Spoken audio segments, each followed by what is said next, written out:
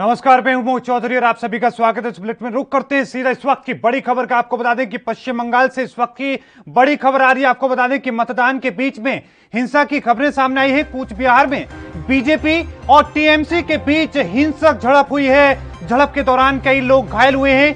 BJP नेता पर गोली चलाने का आरोप लगा है। आपको बता दें कि बीजेपी नेता पर गोली चली है और टीएमसी पर आरोप लगे हैं। इस वक्त की बड़ी और महत्वपूर्ण खबर आपको बता दें कि लगातार इस पूरे मामले को लेकर भी तस्वीरें सामने हैं, लेकिन यह बताया जा रहा है कि गोली चली है और इस दौरान बीजेपी नेता का दावा है कि ये गोली टीएमसी के कार्यकर्ताओं ने चलाई है और इस दौरान 3 बीजेपी के जो समर्थक हैं वो घायल हो गए हैं। इस वक्त की बड़ी और ये महत्वपूर्ण खबर आपकी टीवी स्क्रीन पर। आपको बता दें कि लगातार पश्चिम बंगाल में 44 सीटों के लिए मतदान जारी है, लेकिन मतदान शुरू होने के चंद घंटों के भीतर ही हिंसा की जो खबरें हैं वो देखने को मिल रही हैं। कई जगहों पर ऐसी खबरें आई हैं, लेकिन एक जगह पर जहां पर बीजेपी के एक उम्मीदवार के ऊपर भी कई तरह की जो बातें कही जा रही हैं। आपको बता दें कि यहां पर एक नेता के ऊपर गोली चली है और इस दौरान 3 जो समर्थक हैं बीजेपी के वो घायल हो गए हैं। ये बड़ी और महत्वपूर्ण खबर आपको बता दें कि पश्चिम बंगाल से मतदान के चंद घंटों के बीच ही, मतदान के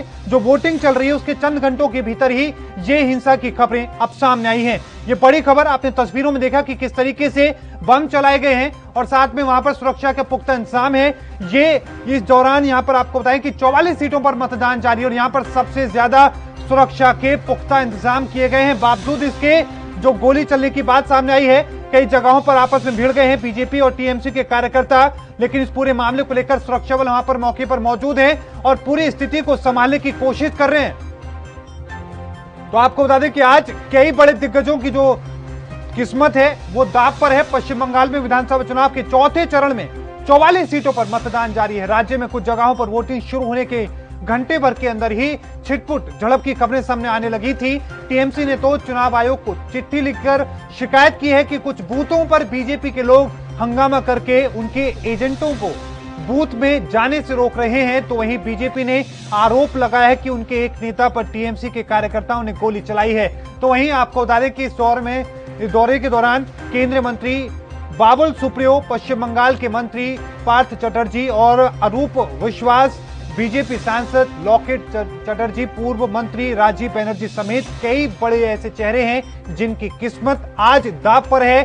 चौथे चरण में उत्तर बंगाल में कूच बिहार और अलीपुरद्वार जिलों में दक्षिण 24 परगना, हावड़ा और हुगली में 44 विधानसभा सीटों पर मतदान हो रहा है। इन सीटों पर कुल 1 करोड़ 15 लाख से ज्यादा मतदाता आज अपने मत अधिकार का इस्तेमाल कर रहे हैं और अपने उम्मीदवार को चुन रहे हैं। लेकिन वोटिंग शुरू होने के कुछ देर के बाद ही हिंसा की खबरों ने एक बार फिर से सियासत तेज कर दी है। पश्चिम बंगाल में कूच बिहार के सीतालकुची में पोलिंग बूथ पर हिंसा की खबर है। टीएमसी के लोगों पर बीजेपी के लोगों के साथ मारपीट का आरोप है। टीएमसी कार्यकर्ताओं ने बूथ पर कथित रूप से बम फेंके हैं और फायरिंग करने के आरोप लगे हैं। तो आपको बता दें कि बीजेपी ने दावा किया है कि इस दौरान बीजेपी के 3 कार्यकर्ता घायल हुए हैं और लगातार वो तस्वीरें भी सामने दिखाई जा रही है कि किस तरीके से लगातार पोलिंग बूथ पर सुरक्षा के पुख्ता इंतजाम है। लेकिन बावजूद इसके कुछ जगहों पर लगा है कि उनके उम्मीदवारों को टीएमसी के जो एजेंट हैं वो वहां पर नहीं पहुंचने दे रहे हैं, वो अंदर नहीं जाने दे रहे हैं, जबकि उनके पास सभी कागज हैं। बाबुल सुप्रियो जो कि बीजेपी के कद्दावर नेता, उनके द्वारा यह आरोप लगाए गए। तो वहीं टीएमसी ने आरोप लगाया कि उनके एजेंटों को वहां से भगाने की कोशिश की जा रही है बीजेपी के द्वारा। यानी कि दोनों तरफ से आरोप प्रत्यारोप की जो बात है वो सामने आ रही है। लेकिन साथ में इस दौरान टीएमसी ने पत्र लिखकर शिकायत की है चुनाव आयोग से। लेकिन इससे पहले ममता बनर्जी के जो बयान थे उसको लेकर भी खासा राजनीति देखने को मिली थी। उन्होंने जो सुरक्षा बल वहां पर मौके पर मौजूद है उन पर भी सवाल खड़े किए थे। लेकिन साथ में आज की तस्वीर जहां पर भारी संख्या में जो मतदाता हैं अपने मत अधिकार का इस्तेमाल करने के लिए घर से निकल रहे हैं और वोटिंग लगातार जारी है और तमाम जगहों पर सुरक्षा के पुख्ता इंतजाम है। ये वो दौर है, ये 44 सीटों की जो मतदान आज चल रहा है, यहां पर सबसे ज्यादा सुरक्षा बल तैनात किया गया है।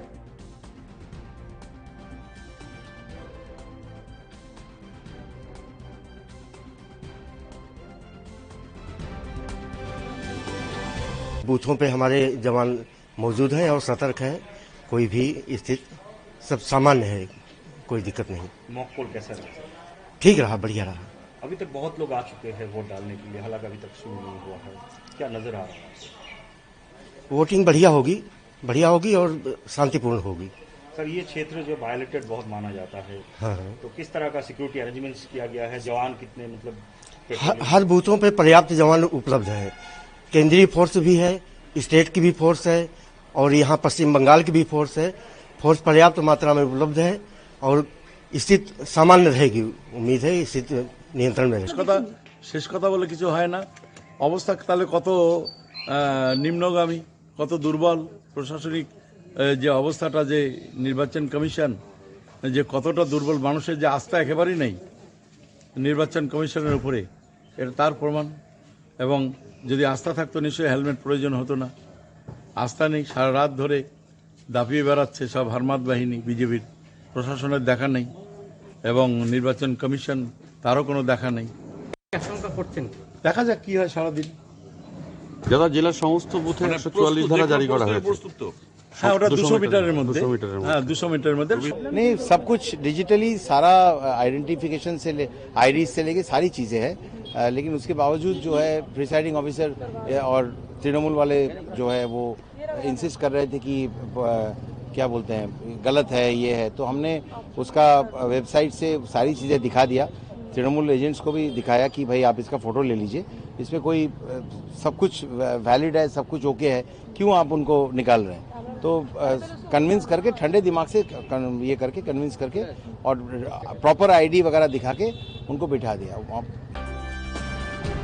तमाम जगहों की तस्वीरें आप तक दिखाई जा रही है, लेकिन आपने वो बयान सुना होगा बाबुल सुप्रियो जो कि नेता है बीजेपी के। उन्होंने भी कहा है कि उन्हें एजेंटों के द्वारा रोकने की कोशिश की जा रही है, टीएमसी के एजेंटों के द्वारा। लेकिन साथ में एक बड़ी खबर यह भी कि कई जगहों पर हिंसा की खबरें सामने आई हैं और इस हिंसा के साथ में टीएमसी ने पत्र लिखकर बीजेपी पर आरोप लगाया है। तो वहीं बीजेपी ने आरोप लगाया है टीएमसी के ऊपर, क्योंकि एक बीजेपी के नेता के ऊपर भी गोली चली है। इस दौरान 3 लोग घायल हुए, लेकिन साथ में आपको बताएं कि बम का इस्तेमाल भी किया गया है, बम भी फेंका गया है।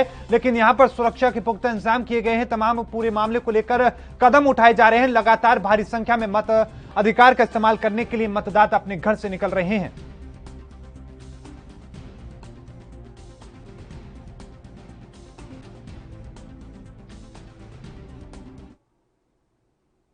और इसी को लेकर हम चर्चा करेंगे। आज की चर्चा में हमारे साथ हिस्सा लेने के लिए पॉलिटिकल एक्सपर्ट प्रशांत त्यागी हमारे साथ जुड़ चुके हैं। आपका बहुत बहुत स्वागत है। साथ में राहुल बीजेपी से, आपका भी बहुत बहुत स्वागत है। सबसे पहले राहुल रुख मैं आपका करना चाहूंगा। तमाम तस्वीरें सामने हम दिखा रहे हैं, बीजेपी नेता के ऊपर गोली चली है, लेकिन आरोप भी बीजेपी के ऊपर लगाए जा रहे हैं टीएमसी के द्वारा। क्या कहेंगे आप?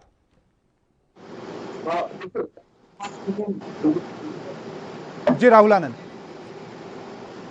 जो मुख्यमंत्री थी ममता बनर्जी जी, उन्होंने एक सभा को संबोधित करते हुए एक बात कही थी। उसमें उन्होंने कहा था कि केंद्र के सुरक्षा बलों को जाने दो, फिर मैं देखती हूँ।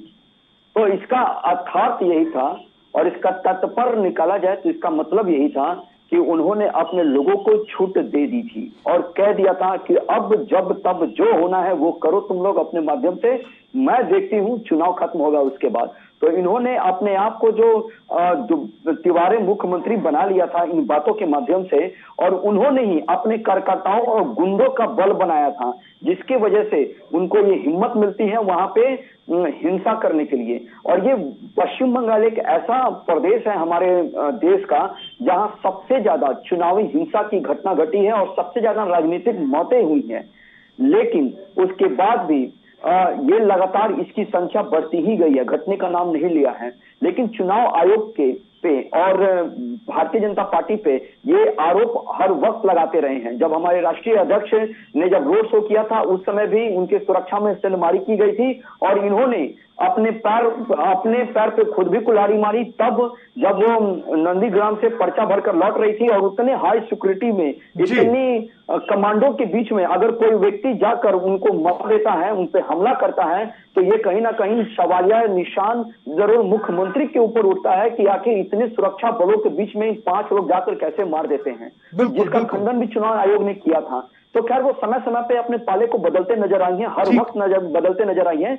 और मैं आपको एक चीज बताना चाहूंगा, एक बहुत पुरानी कहावत है कि समय के साथ इंसान बदल जाता है।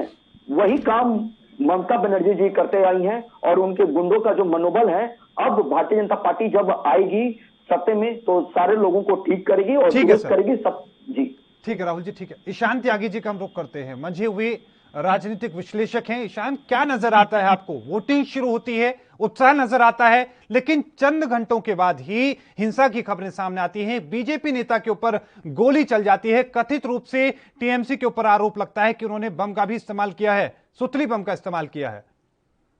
देखिए, मैं अपनी बात ये बताने से शुरुआत करना चाहता हूँ कि देखिए, अभी जो हिंसा की जो घटनाएं आ रही हैं वो सिर्फ इलेक्शन वाले दिन पे आ रही हैं। उसके अलावा अगर आप थोड़ा सा पीछे जाएं, 1 साल 2 साल 3 साल पहले, तो जिस तरह की राजनीति भारतीय जनता पार्टी और तृणमूल कांग्रेस बंगाल में पिछले 3-4 साल से एक इलेक्शन जीतने के लिए कर रही है, एक रक्त रंजित राजनीति भारतीय जनता पार्टी और टीएमसी कर रही है, जिसमें दोनों के ही कार्यकर्ता की जाने जा रही हैं, दोनों के ही कार्यकर्ता अपनी जिंदगी गंवा चुके हैं। देखिए, जिस बंगाल ने हमको इतने बड़े बड़े नॉवेलिस्ट दिए, इकोनॉमिस्ट दिए, बड़े बड़े फाइनेंस के एक्सपर्ट्स दिए, अच्छे एक्टर्स दिए, उस बंगाल में भारतीय जनता पार्टी ने घुस के और टीएमसी ने वहां पे रह के 10 साल एकदम ये जो रक्त रंजित राजनीति है, जिसमें वो लोग एक दूसरे पे बिल्कुल प्रहार करने से भी नहीं बच रहे हैं। और इलेक्शन के दिन पे कितनी शर्मनाक बात है कि पूरे विश्व में भारत के इलेक्शन इस बात में जाने जाते हैं कि डांस ऑफ डेमोक्रेसी होता है, कि सबसे बड़ी जो लोकतंत्र है उसमें इलेक्शन होते हैं, लोग अपना मत डालते हैं। उस दिन ऐसी घटनाएं जो आती हैं वो हमारे लिए विश्व में बहुत खराब नाम करती हैं हमारा। और इसके लिए सिर्फ दोनों पार्टियां जिम्मेदार हैं। कांग्रेस और लेफ्ट इसके लिए बिल्कुल जिम्मेदार नहीं है, क्योंकि वो तो इस इलेक्शन में कहीं है नहीं अभी फिलहाल। लेकिन इसके लिए दो पार्टियां, भारतीय जनता पार्टी और टीएमसी, दोनों ही जिम्मेदार हैं। अब आगे दूसरी बात, लेकिन सर, ये जो कल्चर बन गया है, कल्चर जो हम देख रहे हैं, कल्चर को लेकर आप क्या कहेंगे? क्योंकि तमाम जब भी सियासी रूप से कोई बात होती है तो हिंसा अक्सर सुनने को मिल जाती है। आज तो मतदान है, इससे पहले रैलियां भी अगर होती हैं, कोई रोड शो होता है किसी नेता का, तो वहां पर हमने देखा कि बीजेपी के राष्ट्रीय अध्यक्ष के ऊपर भी हमला किया गया था। इस तरह की तस्वीरें देखी। ममता बनर्जी ने आरोप लगाया, कल तक उन्होंने यह भी तक कह दिया कि प्रधानमंत्री उनकी हत्या कराना चाहते हैं, अमित शाह उनकी हत्या कराना चाहते हैं, ये तक कह दिया उन्होंने। नहीं, देखिए, इन सब ऐसी जो हमारे हम जो बातें बोलते हैं नेता, ऐसी बातों से हमें बचना चाहिए, चाहे वो ममता बनर्जी जी हो, चाहे वो अमित शाह जी हो, चाहे वो प्रधानमंत्री मोदी जी हो। देखिए, इस तरह की राजनीति से जो हम धर्म के आधार पर राजनीति कर रहे हैं, जो हम एक हिंसा की राजनीति कर रहे हैं, उसमें किसी भी नेता की जान नहीं जाती। कभी भी आप उठा के देख लीजिए मोहित जी, जब भी धर्म के नाम पे या फिर किसी राजनीतिक व्यक्ति के भड़काऊ बयान पे कभी भी हमले होते हैं, राइट्स होते हैं, तो सिर्फ और सिर्फ लोगों की जाने जाती है, कार्यकर्ताओं की जाने जाती है। जो कार्यकर्ताओं के घर है वो उजड़ जाते हैं। किसी भी नेता का या किसी भी नेता के घर का कुछ नहीं उजड़ता। तो इस तरह की राजनीति हम देख रहे हैं पिछले 6-7 साल में, जब से भारतीय जनता पार्टी की सरकार केंद्र में आई है, और उसकी लालसा बढ़ी है कि वो हर चुनाव में जाके या हर स्टेट में जाके इस तरह की राजनीति करेगी। तो इस तरह की राजनीति भारतीय जनता पार्टी ने ही स्टार्ट करी है, टीएमसी उसका साथ दे रही है बंगाल में। चलिए, ठीक है। राहुल आनंद जी, कल्चर को लेकर मैं बात कर रहा था, जिस तरीके से कल्चर हो गया, हमने देखा कि किस तरह से एक चीज और, मैं मोहित जी अगर आप मेरे को 10 सेकंड का टाइम दे तो मैं ये ऐड कर देना चाहूंगा। जी ईशान। जिस तरह की जो भाषा भारतीय जनता पार्टी के नेता, भारतीय जनता पार्टी के जो हमारे जो चीफ मिनिस्टर आ रहे हैं या फिर यूनियन मिनिस्टर आ रहे हैं या प्रधानमंत्री मोदी जी की भी आप भाषा देखें मंच से, तो इस तरह की भाषा ऐसे व्यक्तियों को सूट नहीं करती, उनके पद को गरिमा नहीं देती। लेकिन प्रधानमंत्री मोदी जी गरिमा भूल के सिर्फ अब इलेक्शन जीतने में लगे हुए, वो इलेक्शन फाइटिंग मशीन बन चुकी है भारतीय जनता पार्टी। ठीक है राहुल जी, आप क्या कहना चाहेंगे इनकी बात पर भी? साथ में एक बात यह भी होगी कि कल्चर जो बन चुका है, जिस तरीके से लगातार रैलियों के दौरान भी हिंसा हो जाती है, पत्थर आगजनी, इस तरह की तस्वीरें देखी जाती हैं। आज बम चलाने की बातें सामने आई है, गोली चला दी गई है, 3 जो बीजेपी के कार्यकर्ता थे वो घायल हुए हैं। देखिए, सबसे बड़ी बात यह है कि मैं ईशान त्यागी जी को, जो वरिष्ठ पत्रकार हैं और पॉलिटिकल एक्सपर्ट भी हैं, मैं उनको बताना चाहूंगा, और उन्होंने जो बातें रखी हैं उनके विषय में मैं कहीं कहीं सहमति रखता हूं, कहीं कहीं सहमति नहीं रखता हूं। और जो आपने कल्चर की बात की है, मैं एक एक करके सारे विषयों का खंडन करता हूं। जो आपने कल्चर की बात की है, तो हर किसी का प्रचार करने का अपना एक तरीका होता है। टीएमसी का तरीका है पत्थर फेंक कर राजनीतिक हिंसा कराने का, और बीजेपी का कल्चर है वो सही चीजों को लेकर चलने का। जो त्यागी जी ने एक बात कही है, जिसमें उन्होंने एक बात का खंडन किया है कि पिछले 6-7 साल से जब से भारतीय जनता पार्टी केंद्र में आई है, तब से ये चीजें शुरू हो गई हैं। तो बिल्कुल हुई है, उसका मैं समर्थन करता हूं। मैं इसलिए उसका समर्थन करता हूं क्योंकि चीजें जो पहले खराब थी उसको सीधा करने का काम अगर भारतीय जनता पार्टी ने किया है तो जो लोग टेढ़े हैं उन्हें तीखी मिर्च तो जरूर लगेगी, उन्हें परेशानियां तो जरूर आएगी, उनकी अभिव्यक्ति की आजादी जरूर जाएगी, वो हिंसा का जरूर बहाना हम पे मरेंगे, क्योंकि ये वही लोग हैं जो कभी गोधरा कांड को लेकर मोदी जी को बोलते थे और आज जब से 2014 से मोदी जी का शासन आया है तो थोड़ा मुझे वो गिना दे कि कहां कितने हिंसे हो गए, कहां कितने मुसलमानों की हत्याएं हो गई, कहां कितने हिंदू मर गए, थोड़ा मुझे वो खंडन कर दे। यहां तक कि उत्तर प्रदेश जो एक मसला था और राम मंदिर को लेकर वो भी सर्वसहमति और सुप्रीम कोर्ट के आदेश के साथ वो भी निर्मित होने के कदम पे उन्होंने आगे भी बढ़ गए, लेकिन उत्तर प्रदेश के लोग कहीं कोई हिंसा नहीं किए। यही चिंता का विषय है उन डिजनर पत्रकारों के लिए जो अभिव्यक्ति की आजादी, मानवाधिकार का खंडन करते हैं, जो अर्बन नक्सलाइट का भी बढ़ावा करते हैं। लेकिन जब से भारतीय जनता पार्टी सत्ता में आई है तब से चुन कर जो सुधार करनी चाहिए वो सुधार हमने किया है। हमने कांग्रेस के मैनिफेस्टो में राहुल जी वो बातें ठीक है उन सब चीजों की, लेकिन साथ में जिस तरह से हिंसा हो रही है, पत्र लिख के टीएमसी ने यह तक कहा है कि उनके कार्यकर्ताओं के साथ साथ जो उम्मीदवार हैं, बीजेपी उन्हें धमका रही है, बीजेपी उन्हें अपने जो वहां पर इलाके में जाने से रोक रही है। इस तरह की जो बातें लगातार कही जा रही हैं, आपने देखा कि किस तरीके से सुरक्षा बलों पर भी सवाल उठाए गए ममता बनर्जी के द्वारा। उन्होंने बीते रोज जो बयान दिया वो भी बहुत संगीन है, बहुत बड़ी बात उन्होंने कही कि मेरा पैर तोड़वाया अमित शाह ने, मेरी हत्या कराना चाहते हैं, ऐसी बातें उन्होंने कही हैं। देखिए, ममता बनर्जी जी की जो राजनीति करने की जो क्षमता है वो शून्य से भी निचले स्तर पे आ चुकी है।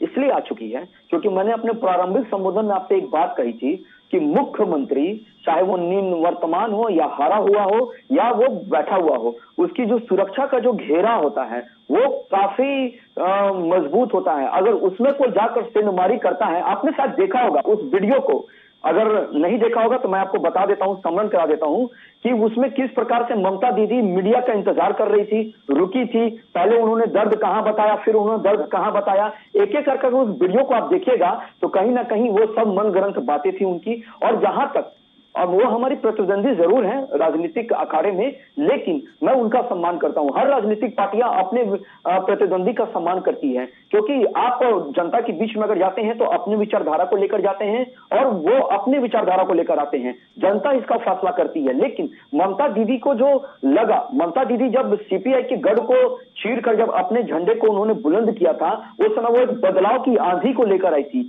लेकिन ये वही ममता दीदी है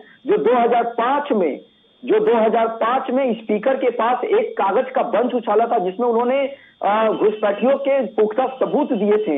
और ये वही ममता दीदी है जो सत्ता में आने के बाद उन सारे घुसपैठियों को अपना लिया। क्यों अपना लिया? क्योंकि वो वोट बैंक उनके बढ़ा दिए। और पूरे देश में अगर देखा जाए कहीं अगर बेचैनी है CAA NRC को लेकर तो वो सिर्फ और सिर्फ पश्चिम बंगाल की ही मुख्यमंत्री को है।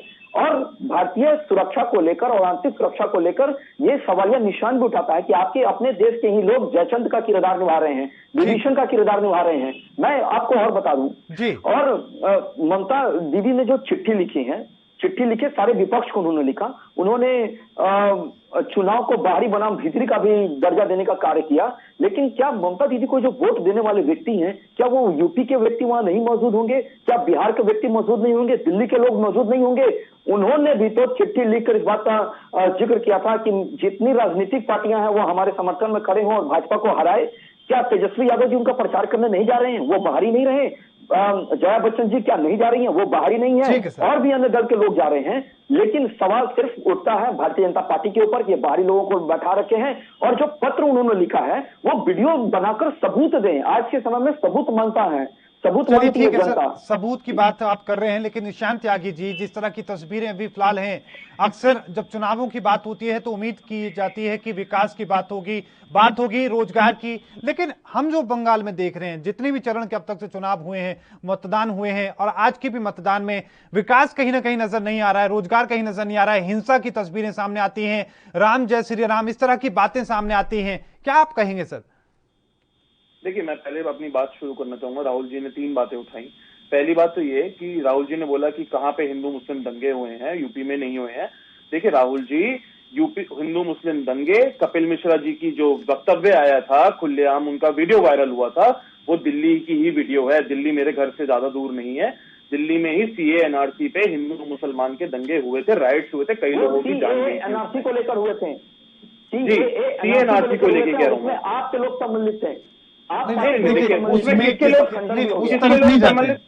किसके लोग मिले जाते हैं, ये मुझे वो भी उसका मामला चल रहा है, उसको लेकर जांचें भी चल रही हैं, कई तरह की उसको लेकर बहुत सियासत हो चुकी है, उस तरफ नहीं जाते हैं। बात यह कि जो आज मुद्दे होने चाहिए विकास के, रोजगार के, वो क्या जो गायब होते हुए नजर आ रहे हैं बंगाल से?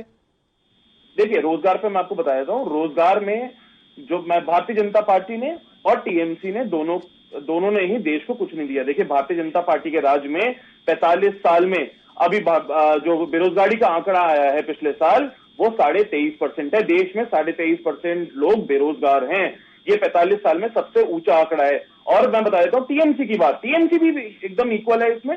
टीएमसी ने जब 2011 में ममता बनर्जी जी सरकार में आई थी, तब बंगाल में जो बेरोजगारी का दर था वो था 7.5%, और अब 10 साल में उनके राज्य में बेरोजगारी का दर बंगाल में बढ़ गया है 17.5%। तो 10% बेरोजगारी उनके राज्य में बढ़ी है।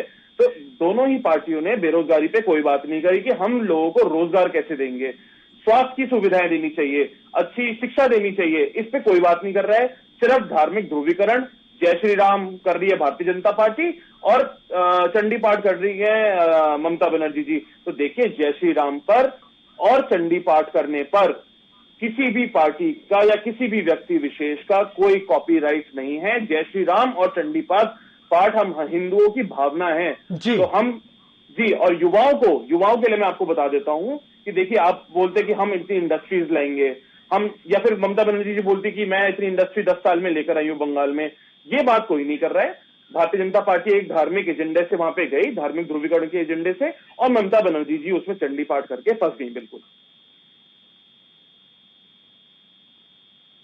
जी, आप किस तरीके से देखते हैं? क्योंकि जिस तरह की तस्वीरें हम दिखा रहे हैं, वो गोली की हम तस्वीरें दिखा रहे हैं, वो बम की हम तस्वीरें दिखा रहे हैं, लेकिन साथ में आपको लगता है कि इस बार हिंसा की वजह से या इस तरह के जो ध्रुवीकरण की कोशिश की गई उसकी वजह से जो मुद्दे होने चाहिए थे वो नहीं उठ पाए हैं, चाहे बीजेपी की तरफ से बात हो या टीएमसी की तरफ से हो? आपको लगता है कि कमी रही है? जी राहुल जी, मोहित जी, जो कमियों की जो बात है और चुनाव में प्रचार को लेकर जो बातें की जाती हैं, सारी पार्टियां अपने मैनिफेस्टो में इस बातों को क्लियर करती हैं कि मैंने क्या किया, मैं क्या करूंगा। एक तो भारतीय जनता पार्टी ने जो अपने मैनिफेस्टो को लाया है उसमें उन्होंने सारी बातों का जिक्र किया है। और मैं आपको एक चीज के लिए विश्वास दिला देना चाहता हूं कि भारतीय जनता पार्टी ने अपने मैनिफेस्टो में आज तक जितनी भी बातों का वर्णन किया है उसमें 99% बातों को उन्होंने किया है।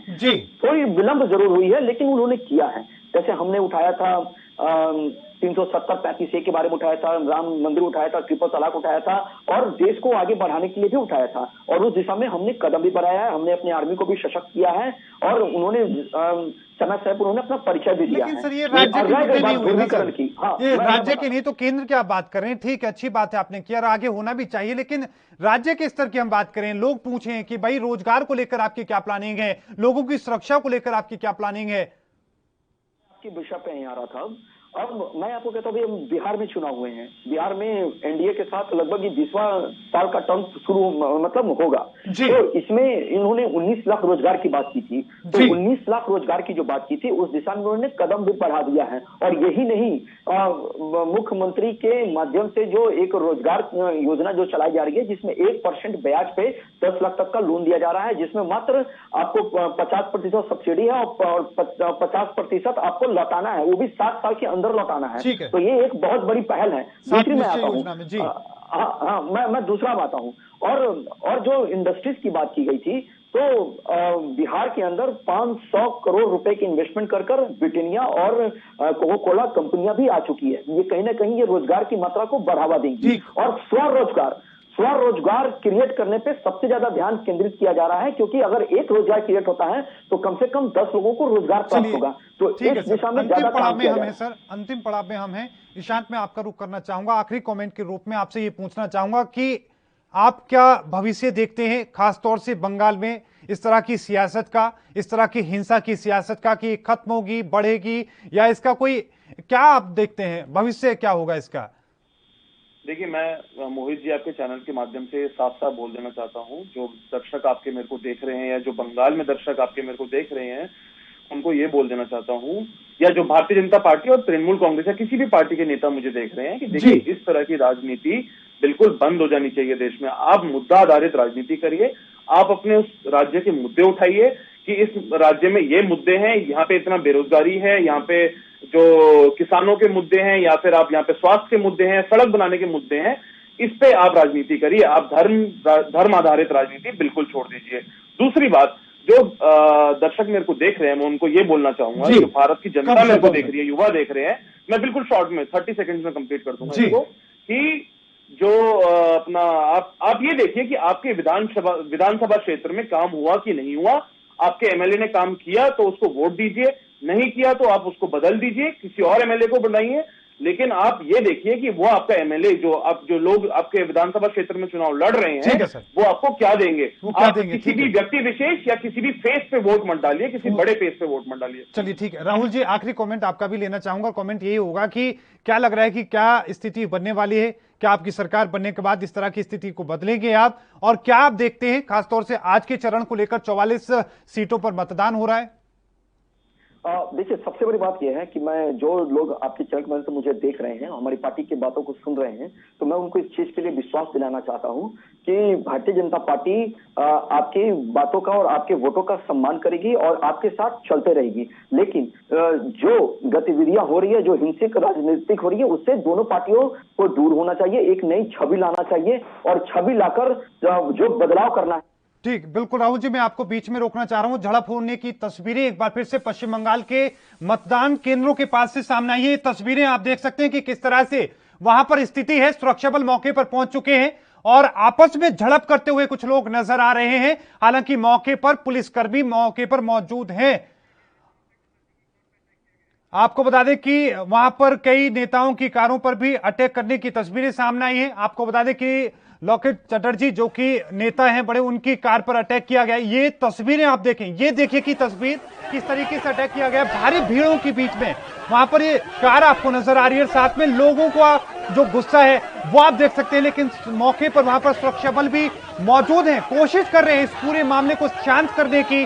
लेकिन साथ में जो गुस्सा लोगों में आप देख सकते हैं, क्योंकि शुरुआत से ही आज जब मतदान शुरू हुआ उसके चंद घंटों के बाद ही कई जगहों पर हिंसा की जो खबरें थी, हिंसा की जो तस्वीरें थी वो आने लगी थी। और ये ताजा तस्वीरें हैं जो आप सीधी तस्वीरें देख रहे हैं पश्चिम बंगाल के चौथे चरण के मतदान केंद्रों से, जहां पर जो कई नेताओं के सामने भारी संख्या में जो भीड़ पहुंची हुई है और वो वहां पर जो कोशिश कर रही है कार पर अटैक करने की, लगातार कार पर हमला करने की कोशिश की जा रही है। लेकिन मौके पर जो सुरक्षा बल है वो पूरी कोशिश कर रहे हैं उन लोगों को हटाने की। लेकिन देखिए, सुरक्षा बलों से भी जो भिड़ने की कोशिश वहां पर स्थानीय लोगों के द्वारा की जा रही है।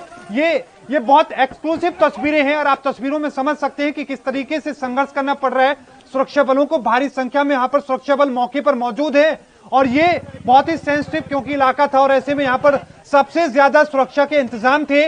भारी संख्याओं के बीच में लगातार जो नेता हैं अपने अपने इलाके में जाकर बूथों पर पहुंच रहे हैं, अपने एजेंटों से बात कर रहे हैं, लोगों से बातचीत कर रहे हैं और साथ में ये देख रहे हैं कि जो मतदान हो रहा है वो सही तरीके से हो पा रहा है या नहीं हो पा रहा है।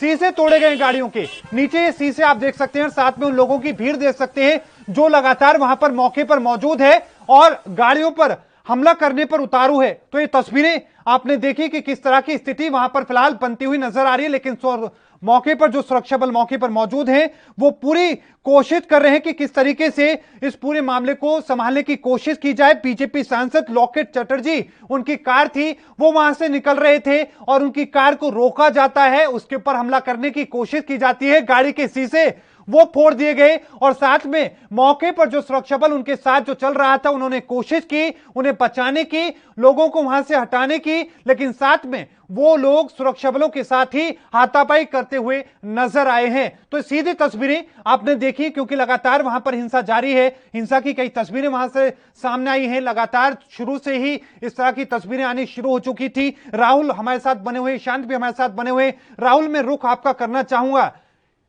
आपके बीजेपी सांसद के ऊपर हमला करने की कोशिश की गई भीड़ के द्वारा, क्या आप कहेंगे सर? अब आप इसी से अंदाजा लगा लीजिए कि वहां कितनी आवश्यक है भारतीय जनता पार्टी को सत्ता में নিজেদের সর্বনাশ করতে গিয়ে একজন মহিলার গায়ে হাত তুলছে মহিলা মুখ্যমন্ত্রীর জন্য মাইনরিটি এই যে সংবাদ মাধ্যমে আবার আক্রমণ করলো আগেও হয়েছে। हाँ सर हेलो सर, मेरा गाड़ी तोड़ दिया है 66 नंबर बूथ माइनॉरिटी पूरा छप्पा कर रहा था, मैंने जाके पूरा हाथों में पकड़ लिया है। उसके बाद पूरा टीम लेके जो मीडिया को गाड़ी से उतर मीडिया को मारधर किया। अभी हमारा बहुत सारा लोग उधर में है, लेकिन सीआरपीएफ का जो फोर्स है अभी पर्याप्त नहीं है। अब उसको भेजिए क्योंकि बहुत सारा मीडिया का लोग भी उधर अंदर में है, अभी अटक गया है। और मेरे गाड़ी में तोड़फोड़ कर दिया, मुझे भी लगा है ग्लास में। हाँ तुरंत भेजिए। मैं सामने हूँ, बहुत सारा मीडिया वाला लोग के ऊपर भी बहुत मारा है ये लोग माइनॉरिटी। কি বলবেন এই ঘটনা? গাড়ি থেকে নামিয়ে আমাকে লজ্জার কথা। আগের বার ধনেখালিতে দেখেছি, এখন আগে ধনেখালিতে দেখেছি, এখানে 66 নাম্বার 65 দুটো বুথ আছে, পুরোপুরি ভাবে ছাপ্পা করছিল চারিদিকে সবাইকে ঘিরে রেখে। আমি গিয়ে সবাইকে দেখাচ্ছিল শান্তিপূর্ণ। আমি একজনকে গিয়ে জিজ্ঞেস করি দেখি ইভিএম এর সামনে দাঁড়িয়ে বলছেন না আপনি কে আছেন, আপনি ভোটার আছেন? বলে আমি ভোটার নই। আপনি এখানে কি করছেন? দেখলাম কার্ড, একটা কোভিড ম্যানেজমেন্টের কার্ড ঢোকা।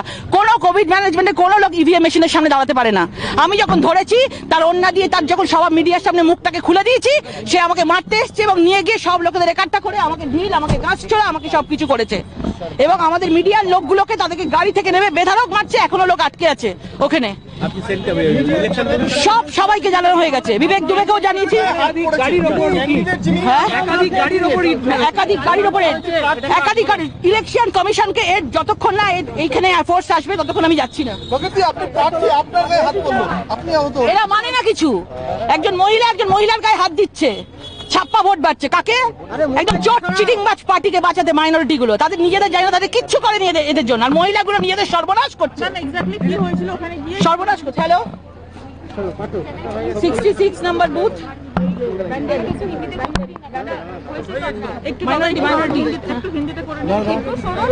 मीडिया कोशिश की गई है। उनका बयान आपने सुना, सीधे तौर पर उन्होंने कहा कि 66 नंबर का जो बूथ है वहां पर उनके ऊपर हमला करने की कोशिश की गई, उनकी गाड़ियां तोड़ दी गई, उनके हाथ में चोट आई है क्योंकि जब शीशा फोड़े गए हैं वो शीशा उनको लगा है। क्या और कह रही है, सुनते हैं। पकड़ लिया था, उन्होंने बोला कि हम आप वोटर है, आप वोट दिया है? नहीं, मैं इधर का वोटर नहीं। तो क्यों है इधर? मैंने उसका कार्ड देखा, कोविड मैनेजमेंट, झूठ कार्ड। कोविड मैनेजमेंट का कोई ऐसा नहीं है, नियम नहीं है जो ईवीएम के पास जाके किसी को बोलेंगे कि टीएमसी दबाओ। मैंने पकड़ लिया है, टीएमसी कैमरा में उसका छवि दिखा दिया है, उसका कार्ड भी दिखा दिया है। इधर सब लोग मुझे घेर लिया है, मीडिया लोग को घेर लिया है, गाड़ी तो तोड़ दिया, मुझे मारने का कोशिश किया, ईट भी छोड़ा। दीदी কি হয়েছিল আপনি যদি একবার বলেন। मैम आपने इसी पे कंप्लेन किया है ma'am? Have you raised this complain किया है? किसी को कंप्लेन किया मैम? पुलिस वहाँ पर मौजूद था। पुलिस कुछ भी नहीं किया, पुलिस लोग कुछ भी नहीं किया। सब पुलिस को मालूम है क्योंकि इतना सामने इतना ज्यादा लोग क्यों हो।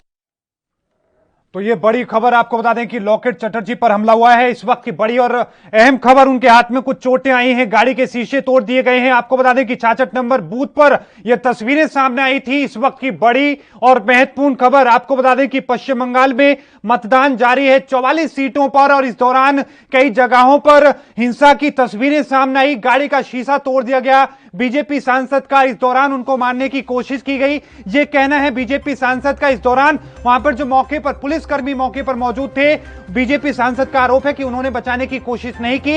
हालांकि जो केंद्रीय सुरक्षा बल के लोग वहां पर मौजूद थे वो लगातार लोगों से संघर्ष करते हुए नजर आए। उन्होंने कोशिश की इस पूरे मामले को लेकर सांसद को बचाने की, लेकिन बावजूद इसके लोगों ने, इनका सीधे तौर पर कहना है कि टीएमसी के वो लोग कार्यकर्ता थे और वो वहां पर पहुंचे हुए थे, वो लोगों को प्रेरित कर रहे थे, लोगों से बोल रहे थे बूथ में जाकर कि आप टीएमसी का बटन दबाएं। उनको जब रोकने की कोशिश की गई, वीडियो बनाने की कोशिश की गई, तो इस दौरान बीजेपी सांसद के ऊपर उन्हें घेर कर हमला करने की कोशिश की गई है। आपको बता दें कि उनकी गाड़ी को तोड़ने की कोशिश की गई है, कई शीशे तोड़ दिए गए हैं, उनके काफिले पर पथराव हुआ है, लोग लाठी और डंडों के साथ वहां पर पहुंच गए और साथ में बड़ी मुश्किल से उनकी गाड़ी वहां से निकालने में कामयाब सुरक्षा बल हुए, लेकिन साथ में इस दौरान उनका यह भी कहना है कि कई पत्रकार भी यहां पर फंसे हुए हैं, अभी भी उस बूथ पर वहां पर उनके ऊपर भी मारपीट की गई है। सीधी तस्वीरें आप देख रहे हैं कि क्या हालत वहां पर गाड़ियों की कर दी है। सीधे तौर पर यह पूरा काफिला है, बीजेपी सांसद का काफिला, जिसके ऊपर यह पूरा हमला हुआ है। ये तस्वीरों में आप देख सकते हैं, अंदाजा लगा सकते हैं, ये वही लोकतंत्र की तस्वीरें हैं जहां पर आज मतदान का इस्तेमाल किया जा रहा है, मताधिकार का इस्तेमाल किया जा रहा है, मतदान किया जा रहा है। लाखों की, करोड़ों की संख्या में वहां जो लोग हैं अपने मताधिकार का इस्तेमाल कर रहे हैं, लेकिन इस मताधिकार के इस्तेमाल के दौरान किस तरह की तस्वीरें सामने आ रही हैं, बेहद शर्मनाक ये तस्वीरें। सीधे तौर पर ये सामने का जो शीशा वो भी तोड़ दिया गया है, गाड़ी का जो साइडों में शीशे होते हैं वो भी तोड़ दिए गए हैं। पत्रकारों की गाड़ी पर भी जो हमला किया गया है, कई पत्रकारों पर भी हमला किया गया है। ये कई जो न्यूज चैनल्स की गाड़ी हैं, आप इन गाड़ियों को देख करके अंदाजा लगा सकते हैं कि कितना गंभीर यह हमला था, किस तरीके से इस गाड़ी को क्षतिग्रस्त कर दिया गया है। बीजेपी जो सांसद थी खुद मौके पर वहां पर मौजूद थी, वो वहां से जान बचाकर भागने में कामयाब जरूर रही, लेकिन पत्रकारों की गाड़ियों को, जो न्यूज चैनल्स की गाड़ियां हैं, उन्हें भी निशाना बना गया। ये देखिए तस्वीरों में कि हाथ में चोट का निशान, लेकिन साथ में कपड़े भी फाड़ दिए गए हैं। हालांकि वहां पर मौके पर जो सुरक्षा बल थे उन्होंने काफी कोशिश वहां पर बचाने की। ये सीधी तस्वीरें आपको हम दिखा रहे हैं, एक्सक्लूसिव तस्वीरें हैं जहां पर बीजेपी सांसद की काफिले के ऊपर जो ये हमला करने की कोशिश की गई है। आपको बता दें कि हुगली में यह हमला हुआ है। इस वक्त की बड़ी और महत्वपूर्ण खबर आपकी टीवी स्क्रीन पर लगातार एएनबी के माध्यम से आप तक पहुंचाई जा रही है। लगातार जो पत्रकार हैं वो अभी भी बीजेपी सांसद से बातचीत करने की कोशिश कर रहे हैं।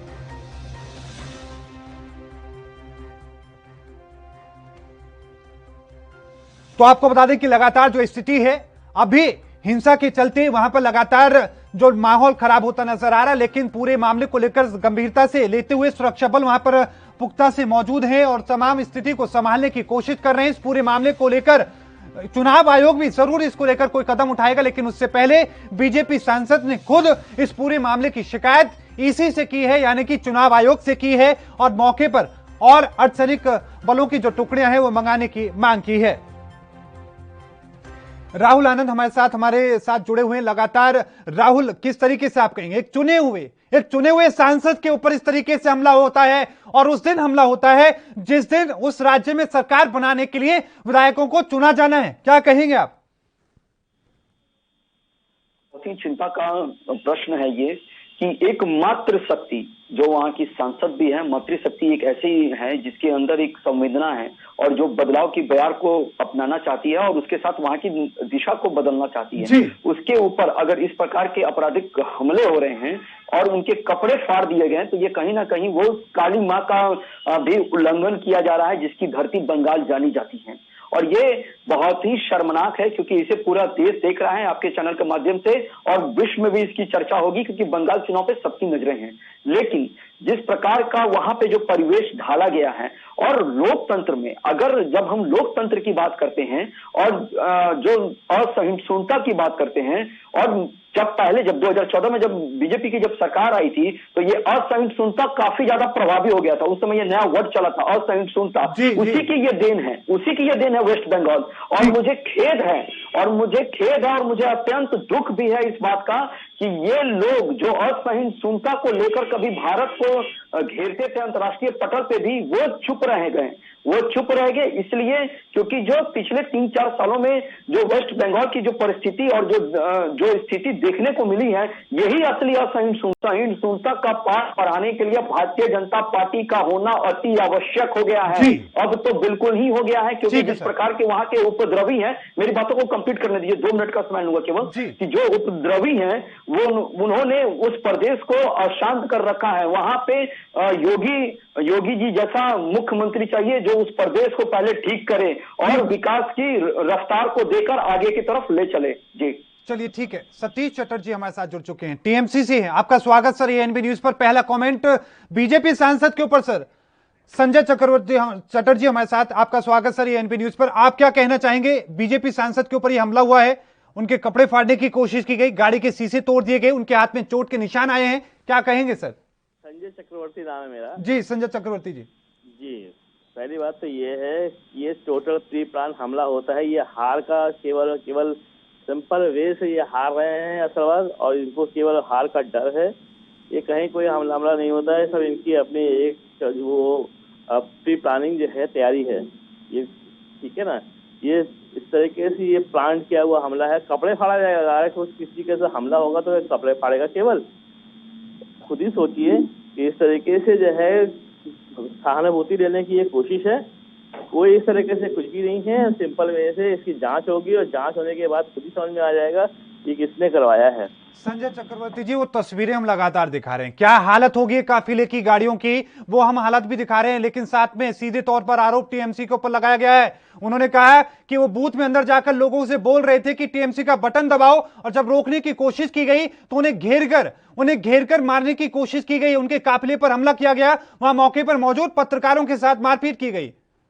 मैं आपसे पूछना चाहता हूँ, माथे पे टीएमसी लिखा हुआ था क्या उनके? जी। टीएमसी क्यों जी? और भी तो कोई हो सकता है, माफिया हो सकते हैं, गुंडे हो सकते हैं, टीएमसी ही क्यों? जी। ये एक तरीके से प्री प्लान चीजें है कि टीएमसी को हर चीज टीएमसी, मतलब कश्मीर से कन्याकुमारी तक अगर कुछ भी होता है तो भी टीएमसी, और कुछ भी किसी तरीके से कोई घटना हो जाती है टीएमसी। अभी कहीं हो सकता है कि रशिया में बम फटेगा तो कहेंगे टीएमसी ने चलिए ठीक है। सतीश चक्रवर्ती जी, आपकी बात का जवाब ले लेते हैं। राहुल आनंद जी हमारे साथ हैं, बीजेपी से लगातार हमारे साथ जुड़े हैं। राहुल जी, तमाम बातों का जवाब, लेकिन साथ में उन्होंने एक बात ये भी कही है कि उनके माथे पर क्या टीएमसी लिखा है। मैं बता देता हूं, अब इनके सारे प्रश्नों का उत्तर देता हूं। सबसे पहले उन्होंने एक बहुत अच्छी बात कही है कि जब चोट लगता है तो वो एक हार का संकेत होता है जी, और हार की बेचैनी की वजह से इस प्रकार की मीडिया कवरेज ली जाती है। तो फिर ममता दीदी को भी तो चोट लगी थी, इसके ऊपर ये क्या कहेंगे? उन्होंने भी तो मीडिया के सामने अपने आप को, मुझे थोड़ी हंसी भी आ रही है कि उन्होंने इस तरह की बचकाना बयान देते हैं एक महिला के ऊपर, जबकि ये मजे हुए ये लोग प्रवक्ता हैं, इनको थोड़ा बातों को करते हुए थोड़ा शालीनता का भी बर्ताव रखना चाहिए, एक परिचय देना चाहिए, ये टीएमसी को देना चाहिए। टीएमसी की बोली में अगर इस बार की बातें रहेंगी तो फिर उनके कार्यकर्ताओं तब क्या उम्मीद करेंगे? उनके माथे पे तो कहीं ना कहीं जरूर लिखा है। और मैं बताता हूं, ममता दीदी को भी चोट लगी थी, और मैंने आपको प्रारंभिक संबोधन में इस बात को कहा था कि आपने उस वीडियो को जरा दोबारा से देखेंगे तो आपको पता चल जाएगा कि कौन एक्टिंग कर रहा है। अगर जब बेचैनी थी ही नहीं, जब हार आपकी है ही नहीं, जीत के करीब है आप, तो फिर ये हिंदू बनने का क्या ढूंढ था? आपको हिंदू बनने का, हिंदू साबित करने का क्या जरूरत है? जो अभी बीजेपी सांसद के ऊपर हुआ है, ये बीजेपी का प्लांटेड द्वारा था, उन्होंने प्लान किया था, वो खुद सहानुभूति लेने के लिए इस तरह के हमले करा रहे हैं। संजय चक्रवर्ती ने सीधे तौर पर सवाल किया है। सर, मैं आ रहा हूं। और जो भीड़ की जो बात है और जो टीएमसी के लोगों की बात है, तो टीएमसी के लोगों ने इसका हर वक्त परिचय दिया है, इसीलिए इनके माथे पे अवश्य लिखा हुआ है कि ये लोग गुंडे हैं, इन लोगों ने ही उन पे हमला किया है भीड़ का सहारा लेके। क्योंकि देखिए, भीड़ के पास दिमाग नहीं होता है, भीड़ को नेतृत्व करने वाला उसके पीछे छुपा होता है, जिसको हमारी वहां की सांसद ने बोला था, रोका था कि आप वोटों को बरगला रहे हैं, कि जो कह रहे हैं कि जाकर वहां बटन दाबने के लिए, इसको रोका था।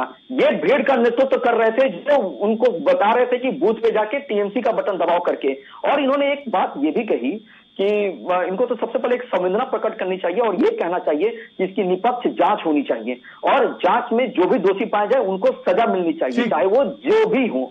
ये कहना चाहिए, एक संवेदना प्रकट करना चाहिए। तो इन्होंने जो बातें कही है, इससे तो यही झलक रहा है कि उन्होंने उस भीड़ का साथ दे दिया। ठीक है, संजय जी से कमेंट ले लेते हैं। संजय जी, क्या आप कहेंगे? लेकिन साथ में उन्होंने एक बात ये कही है कि अगर इस तरीके से हमला कराने की ही बात है, चोट लगने से ही अगर इस तरह की तस्वीरें हैं, तो फिर ममता बनर्जी को लेकर भी उन्होंने निशाना साधा है। पहले जेपी नड्डा को लगता है वो भूल गए हैं, तो जेपी नड्डा के ऊपर जो हमला, जो प्री प्लान हमला हुआ था वो भूल गए। वो अमित शाह का 2019 को भूल गए। अभी देखिए, इन्होंने जो है हिंदू बनने वाली बात है, इन लोग असल बात क्या है ना कि हिंदू और मुसलमान से आगे बढ़ ही नहीं पाएंगे, क्योंकि इनके पास कोई और प्लानिंग है ही नहीं, कोई विकास का कोई मुद्दा नहीं है, किसी तरीके से डेवलपमेंट करने की बात नहीं है। संजय जी देखिए, वो बात आपकी ठीक है, लेकिन यही बातें बीजेपी के द्वारा कही जाती हैं, यही बातें बीजेपी भी कहती है, लेकिन एक बात तो समझ में नहीं आती ना कि इस तरह से आप हमला पहले के हमले हो जाते हैं, जांच करने के बजाय आप सीधे तौर पर आरोप पहले मर देते हैं, और उसके बाद फिर ये कहते हैं कि दूसरे वाले के पास हुआ है, उन्होंने खुद किया है। अभी पहले ये बताओ कि हम लोगों ने जब जेपी नड्डा जी में हमला हुआ था, किसने आरोप मढ़ा था? जी, नड्डा जी ने मढ़ा था ना, अब टीएमसी पे। उसके पहले अमित शाह के भी 2019 में इलेक्शन याद होगा आपको, वहां पे भी हमला होता है। ये केवल सिर्फ और सिर्फ गेम खेलने वाले प्लान है और कुछ नहीं है। सहानुभूति जब देख रहे हैं कि हमारा हार निश्चित है, हम लोग हार रहे हैं, तो कैसे पब्लिक को मोड किया जाए, कैसे सिंपैथी वोट किया जाए। ये बात तो सर बीजेपी भी कह रही है ना, वही तो बीजेपी कह रही है। बीजेपी का सीधे तौर पर कहना है कि ममता बनर्जी अपनी हार को देख रही हैं और यही वजह है कि वो लगातार इस तरह की हरकतें कर रही हैं। कभी वो कहती हैं कि मेरे पैर में चोट लग गई है, कभी वो ये कहते हैं कि अमित शाह मुझे जान से मरवाना चाहते हैं। देखिए, ममता दीदी के पैर अगर जो चोट लगी थी और वो चोट अगर ना उसको जो है प्रूफ ना होता तो वहाँ पे डीएम एसपी सबको ट्रांसफर ना होता, वहाँ पे सस्पेंड ना किए जाते। और ये चुनाव आयोग ने किया था, ममता दीदी ने नहीं किया था। ठीक है ना, ये तो क्लियर कट बात है ना कि किसने किया था किसने नहीं किया था। वो तो सामने सामने उसकी निष्पक्ष जांच भी होनी चाहिए और हो रही होगी। ठीक है ना, जब जांच की रिपोर्ट सामने आ जाएगा सब पता चल जाएगा। सबसे बड़ी चीज ये है कि हम इसको लेकर के इसमें हम लेकर के नहीं चल रहे हैं कि किसने करवाया है। पहले तो ये चीज जब तक जांच नहीं होती उसके ऊपर पहले इल्जाम कैसे लगा देते हैं। सर पे कोई गुदवा के थोड़ी ना घूम रहा है कि हमें। संजय जी, ये शर्मनाक है, एक चुने हुए सांसद को इस तरीके से स्थिति होती है, ये शर्मनाक है। ये शर्मनाक है बंगाल के लिए, उस इलाके के लिए जिस इलाके में वो वहां पर पहुंची थी, जहां पर उनके ऊपर हमला किया गया, एक महिला के ऊपर, एक सांसद के ऊपर। भाई देखो, ऐसी कोई भी स्थिति होती है, किसी को भी चोट लगती है, कोई भी एक्सीडेंट होता है, वो शर्मनाक ही होती है, किसी भी तरीके से होता है। लेकिन जब जानबूझकर इस तरह की हरकतें की जाती है, फिर उसको क्या किस तरीके से कोई सम्मान बोला जाए। आपने देखा होगा तमिलनाडु में एक दिन में वोटिंग हो गया, आप जो है केरला में एक दिन में वोटिंग हो गया, यहाँ 8 फेज में वोटिंग हो रही है। क्यों हो रही है, किस लिए हो रही है? फिर भी जो हिंसा क्यों नहीं रोक रहा है? वहाँ पे जो है सेंट्रल फोर्सेस है, तो हिंसा क्यों नहीं रोक रहा है? किस वजह से नहीं रोक रहा है? क्यों इतना लंबा जो है चुनाव को जो है खींचा गया है? सिंपल वे से क्या है कि कानून व्यवस्था को ठीक ही करना था, तो कानून व्यवस्था ठीक क्यों नहीं करे चुनाव आयोग? ये तो अब तो राज्य सरकार के हाथ में तो है नहीं। समय कानून व्यवस्था तो जो चुनाव आयोग के हाथ में सेंट्रल फोर्स उन्होंने लगा रखी हुई है, उनको खुद देखना चाहिए, खुद जांच करनी चाहिए। इसमें टीएमसी क्या कर सकती है? टीएमसी के हाथ में तो कहीं कुछ मामले लेते हैं। राहुल जी, आप क्या कहेंगे? आपके ऊपर सीधी बात वो कह रहे हैं, लंबे जो लगातार इतने दौर में जो ये मतदान हो रहे हैं उसको लेकर भी उन्होंने अपनी बात कही है।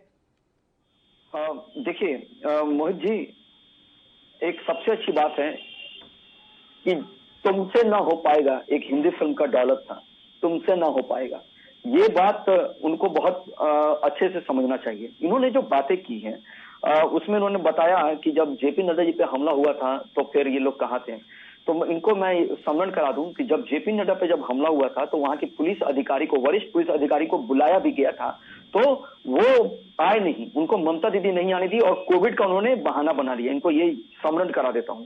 दूसरा बात, जो इन्होंने एक आरोप लगाया कि जब ममता दीदी पे जब हमले हुए थे तो वहां के डीएम एसपी को सस्पेंड कर दिया गया, तो शायद वो अभी अपडेटेड नहीं है। उनको एक चीज और मैं बता देता हूं कि चुनाव आयोग ने इसका खंडन भी कर दिया कि वो गलत आरोप थे, किसी ने घुसकर नहीं मारा है, और इसका रिपोर्ट भी दे दिया गया है जो ममता दीदी के अगेंस्ट में आया है।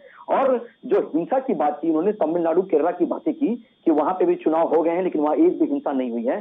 तो हिंसा जो टीएमसी ने 10 साल में अपने लोगों का जो मनोबल बढ़ाया है, खास करके उन कार्यकर्ताओं का जो गुंडागर्दी करके पैसे कमाते थे, उनका ये परिणाम है जो उनसे ना हो पाएगा। मैंने इसीलिए कहा कि तुमसे ना हो पाएगा। इसके लिए भारतीय जनता पार्टी काफी आवश्यक है अभी के समय में। और इन्होंने एक बात ये कही कि ये आरोप खुद लगा लेते हैं, चुनाव आयोग के हाथ में सारा चीज है। तो इन्होंने ये भी बात कह दिया कि अगर बंगाल में जब बीजेपी जीत जाती है तो चुनाव आयोग की भूमिका पे ये संदेह करेंगे। और दूसरी एक बात ये भी है, एक सबसे बड़ी बात ये है कि हिंसा चाहे किसी भी प्रदेश की हो, उसे नहीं होनी चाहिए, क्योंकि वो लोकतंत्र में ये शोभा नहीं देता है। इसकी निष्पक्ष जांच होनी चाहिए, चाहे वो सत्ता पक्ष हो या विपक्ष हो। अगर लोग उसमें सम्मिलित होते हैं तो उनको खंडन कर उनको सख्त से सख्त सजा देनी चाहिए, तभी विश्वसनीयता बनी रहेगी लोकतंत्र पे भारत की जनता का। बिल्कुल। संजय जी, पश्चिम बंगाल का कल्चर बन चुकी है हिंसा। पश्चिम बंगाल के चुनावों के दौरान जो हिंसा हो रही है वो कल्चर बन चुकी है। यह आतंक कहा गया है। बीजेपी सांसद ने यह कहा है कि वहां पर मौके पर जो पुलिसकर्मी मौजूद थे उन्होंने रोकने तक की कोशिश नहीं की उन लोगों को, जिन लोगों उन्होंने बंधक बनाने की कोशिश की, जिन्होंने घेर कर उनको मारने की, पीटने की कोशिश की, जिन्होंने गाड़ी तोड़ी। वहां पर मौके पर जो पुलिसकर्मी मौजूद थे उन्होंने रोकने तक की कोशिश नहीं की। क्या ये कल्चर बन चुका है बंगाल का? चुनाव आयोग फिर वहाँ पे क्या कर रहा है? जी, वहाँ रोकने की कोशिश नहीं की तो चुनाव आयोग के पास, तो मैंने कहा ना, कानून व्यवस्था चुनाव आयोग के पास है, तो वो क्या कर रहा है? चुनाव आयोग तो एक तरीके से भाजपा का एजेंट की तरह काम कर रहा है ना। इस आप तो देख ही रहे हो कि पश्चिम बंगाल में ममता दीदी को जो है नोटिस पकड़ा दिया गया और मोदी जी साफ बच गए। उन्होंने हिंदू कार्ड खेल दिया और मतलब उन्होंने सीधे नाक ना पकड़ के घुमा के नाक पकड़ लिया, लेकिन वो साफ बच गया अपनी तरफ से। कह तो दिया ना अपनी बात को। लोगों के मैसेज तो पहुंचा ही थी अपनी बात, क्योंकि हमने हिंदू चुनाव आयोग बीजेपी का एजेंट है, आप ये कह रहे हैं संजय जी? एकदम खुले आम है, संजय जी, चुनाव आयोग को आप बीजेपी का एजेंट बता रहे हैं? एकदम खुले आम है वहाँ क्यों पे। सर, क्यों फालतू में इतना खर्चा करा रहे हैं? फिर क्यों आप इलेक्शन करा रहे हैं? हार जाएंगे बाद में तो आप तो सीधा फिर चुनाव आयोग के ऊपर ठीक रिपोर्ट देंगे। हार का डर है इनका, इतना ज्यादा हार का डर है क्योंकि 7 साल का इनका जो इनके इनकम्बेंसी है, आप देख ही रहे हो कि ये हम तो पश्चिम बंगाल बता रहे हैं, ये 5 राज्यों में कहीं चुनाव नहीं जीत पाएंगे, किसी भी जगह नहीं जीत पाएंगे। आसाम में क्योंकि झूठ बोलकर सरकार में आसाम में भी आए थे वहाँ से जो है। जी जी, एक सेकंड राहुल जी। जी संजय जी मैं आपको रोकना चाहूंगा। राहुल जी, संजय जी ने एक बात कही है कि चुनाव आयोग बीजेपी का एजेंट है, बिल्कुल, तो 5 राज्य हमारे पॉकेट में आनी चाहिए, 5 राज्य हम जीतेंगे, ये आप यही कहना चाहते हैं ना?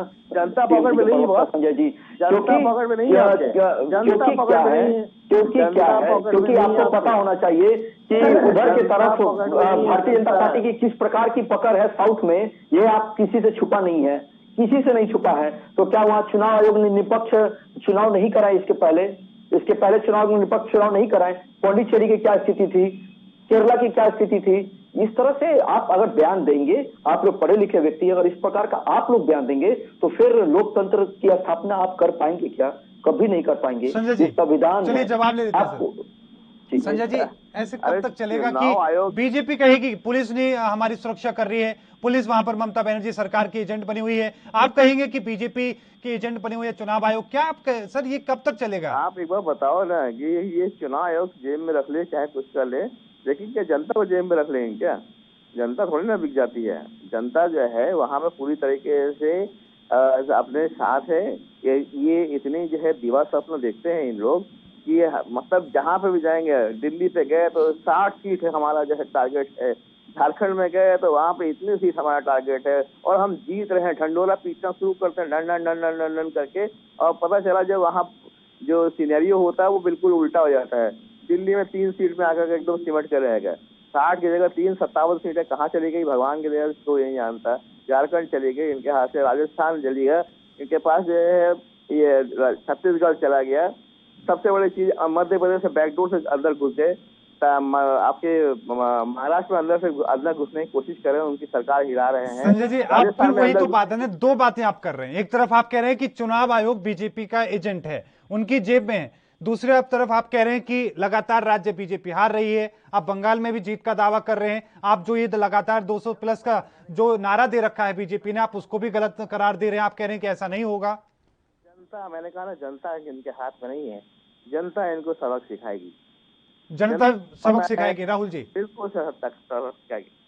का जो भी हो जनादेश वो हम सम्मान करेंगे। और इन्होंने एक बात कही है, जो एक बात कही मैं उसको दोबारा रिपीट कर रहा हूँ कि चुनाव उनकी पॉकेट में है, लेकिन इन्होंने ही जनता के सामने इसका खंडन भी कर दिया कि महाराष्ट्र, दिल्ली, झारखंड, राजस्थान, छत्तीसगढ़ ये हार गए। तो ये जनता का जनादेश था जिसको हमने स्वीकार किया। हमने ईवीएम पे तो कम से कम नहीं मरा, ईवीएम को तो हमने दोषी नहीं ठहराया, उसकी तो असमत नहीं लूटी ये कह के कि ईवीएम को सेट कर लिया था। ये जनता का आदेश था, हमने इसको स्वीकार किया। एक यही सब राजनीतिक कार और एक सफल राजनीतिक कार का यही एक अच्छा तरीका होना चाहिए कि जो जनता का आदेश मिले उसको स्वीकार करिए। और यही चीज आपको भी सीखनी चाहिए कि अगर कहीं कोई कमियां आती है तो उसको स्वीकार कीजिए। स्वीकार करेंगे तभी आप इसमें निखार लाएंगे और आगे बढ़ेंगे। अगर विपक्ष की भूमिका ना हो हमारे देश में तो क्या सदन चल पाएगा? कभी नहीं चल पाएगा, कभी भी नहीं चल पाएगा। राहुल जी आप ये इशारा कर रहे हैं कि अगर हक में आते हैं बीजेपी के नतीजे तो ईवीएम के ऊपर आरोप मढ़ा जाएगा टीएमसी के द्वारा? बिल्कुल बिल्कुल, मेरा यही इशारा है कि ये यही कहेंगे कि ईवीएम को इन्होंने सेट कर लिया, ईवीएम चुनाव आयोग के साथ सेटिंग करके इन्होंने सारे वोट को अपने पे ट्रांसफर कर लिए, ये यही बात कहेंगे। और जबकि ये लोग पढ़े लिखे व्यक्ति हैं, इनको इस प्रकार की बातें नहीं कहनी चाहिए। इन्होंने ही खंडन किया है, 5 राज्यों का नाम लिया है, मैंने तो आपके सामने नहीं लिया था। बिल्कुल, तो ये चीज वो साथ में ये भी कह रहे हैं कि चुनाव आयोग आपकी जेब में हो सकता है लेकिन जनता नहीं है, जनता आपसे निपटना चाहती है, जनता आपसे हटना चाहती है, जनता आपको सबक सिखाना चाहती है। जनता हमें सबक किस प्रकार से सिखाएगी? मारकर सिखाएगी कि वो अपना जनादेश देकर सिखाएगी? ये जो बातें कर रहे हैं वो अपने टीएमसी के विचारधारा से प्रेरित होकर कह रहे हैं कि जनता इनको सबक सिखाएगी। जिस तरह से ममता दीदी ने एक बात कही है कि केंद्रीय फोर्स को जाने दो फिर मैं देखती हूँ, ठीक वही बातें ये कर रहे हैं। लेकिन जनता का जो जनादेश आएगा वो स्वीकार्य होगा, ये दोनों पार्टी को स्वीकारना होगा। चलिए, चाहे वो पक्ष में हो या विपक्ष में हो। ठीक है संजय जी, ईवीएम के ऊपर दोष मढ़ा जाएगा? देखिए, कोई चीज सेटिंग होती है, जिस तरीके से अभी आपने आसाम में केस देखा कि विधायक ईवीएम लेकर के भाग रहा था, ठीक है ना, पकड़ा गया। ऐसे घटनाएं तो ये तो पकड़ लिया गया। ऐसे सर हमने वो भी देखा कि टीएमसी के घर भी ईवीएम मिली थी। वो तो प्लांट किया गया था, वो भी देखा था, वो भी देखा था सर, वो प्लांट किया गया था पूरी तरीके से। यही तो बात है ना कि अगर बीजेपी के पास मिले वो प्लांटेड नहीं है, वो कर रहे हैं, अगर हमारे पास मिले तो वो प्लांटेड है। हुई गाड़ी में बाकायदा चुनाव आयोग के सदस्य लोग भी उसके साथ थे। ये तो टोटल जो है पकड़ रंगे हाथ जनता ने पकड़ा है, ठीक है ना, जनता ने पकड़ा हुआ है। और इनका साथ जो वहाँ पे वो तो प्लांटेशन है, अपनी तरीके से प्लांट किया गया चीज है, ठीक है। तो वहाँ पे कहीं नहीं संजय जी, चलिए ठीक है, आप इस पे हम इस तरफ नहीं जाते हैं। आप ये बताइए कि नतीजे हक में नहीं आते हैं टीएमसी के तो क्या होगा जवाब? क्या ईवीएम पर दोष मढ़ा जाएगा? 210 से लेके 230 सीटें हम लोग पास आ रहे हैं। चलिए ठीक, राहुल जी 10 सेकंड आपके पास, आखिरी कमेंट, क्या जवाब देंगे? देखिए, जनता भारतीय जनता पार्टी को जिताने के लिए अग्रणीय है और जनता का जो आदेश होगा वो हमें स्वीकार होगा और मैं इसका सम्मान करूंगा, हमारी पार्टी भी इसका सम्मान करेगी। और बस यही है कि लोकतंत्र में निष्पक्ष जाकर चुनाव में हिस्सा ले और बहुमत से सरकार बनाए। बिल्कुल, बहुत बहुत धन्यवाद आप दोनों मेहमानों का आज की इस चर्चा में हिस्सा लेने के लिए। जिस तरीके से लगातार तस्वीरें पश्चिम बंगाल से सामने आ रही है वो चिंताजनक है, सवाल भी खड़े हो रहे हैं और इस पूरे मामले को लेकर चुनाव आयोग क्या कदम उठाता है ये देखना दिलचस्प होने वाला है। इस बुलेटिन में अभी के लिए इतना ही। देखते रहिए एनबी न्यूज, मुझे दीजिए इजाजत, धन्यवाद।